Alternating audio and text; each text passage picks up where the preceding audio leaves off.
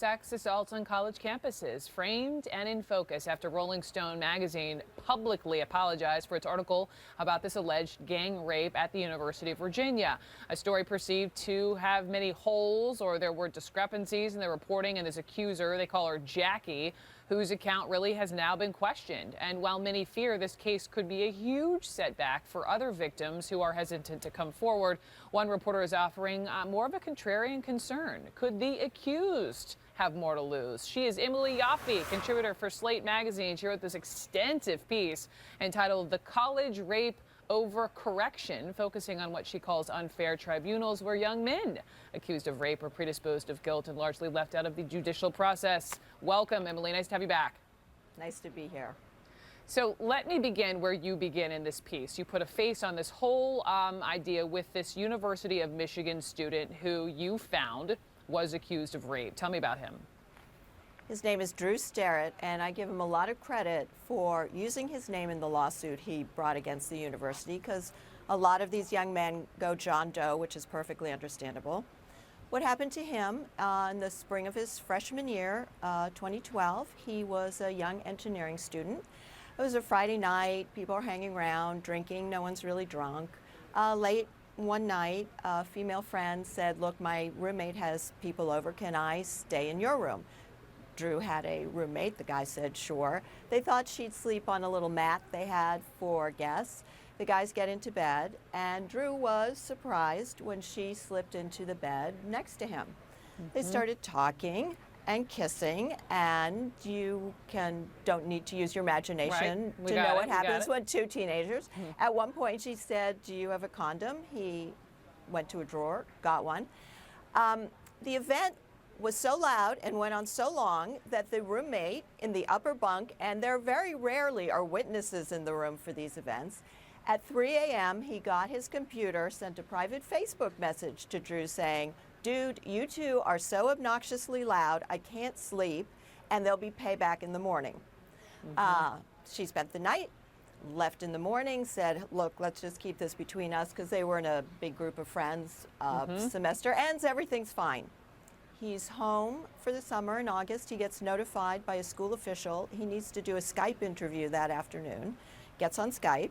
He's not told what it's about, but starts getting asked questions. It becomes very clear there's some problem with that one-time event. He's getting asked very hostile questions. He says, "Should I get a lawyer?" And the administrator said, "If you stop this interview, that will be noted in your file, and the investigation will go on without you." That was the beginning. Turns out, this came out in discovery of the lawsuit. The young woman was home over the summer. Her mother found her diary, which detailed drinking, drug use, and her sexual activity. All her sexual activity. It actually did not mention Drew. The mother was very upset. Something happened between the two women, and the mother called. University of Michigan said, "My daughter is going to make a complaint," and the mother drove the girl to school, and that's how it all got started. And you know, fast forward, Drew is now not in school, correct? And is having a tough time figuring out what to do. Drew is now 22 years old. He should be graduating with an engineering degree this spring. He went to school he went halfway through his sophomore year, and that was it. He was found responsible. He was out of school. Once you are found responsible for sexual misconduct, no matter what it was, you essentially cannot get into another university. He tried, but he actually got accepted somewhere. They found out about this disciplinary finding, and the offer was rescinded. Listen, I read it's a very thorough, very long piece in Slate, and we wanted to have you on because it offers such a totally different perspective and an important one. To be clear, your account definitely comes from court documents, comes from lawyers, but your reporting seems like universities, and I think this is part of your issue. It's the universities that are doing the heavy lift in these investigations. Where, do you think it should be police? Would that make it more fair for both sides? Well, I certainly think if there's a case where campus officials think a serious felony has occurred, you don't want professors looking into it. You want prosecutors looking into it. And we really have to try to divert the more serious cases into the criminal justice system. It's not perfect, but as someone I quoted in my story said, if no one goes to the criminal justice system, you have a 0 conviction rate. But what's happening is that sexual conduct laws on campus are written so expansively and cover behavior that's perfectly reasonable and normal outside of campus that young men who are not rapists are getting labeled as such or having committed a sexual misconduct and are being punished for it.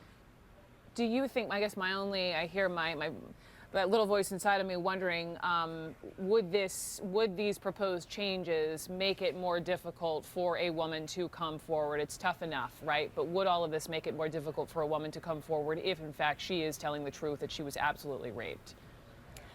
Well, Brooke, these regulations are being put in place on the back of studies. We've all heard the 1 in 5 number. Some people have heard the president 1 in uses 5 the 1 in 5 number. Constantly. 1 in 5 young women will be sexually assaulted by the time they graduate from college. Another one is 1 in 4 college students will be raped. So we have very alarmist studies, and so it only seems right to make draconian laws to stop this. I looked into the studies, I read all the studies, I read the footnotes.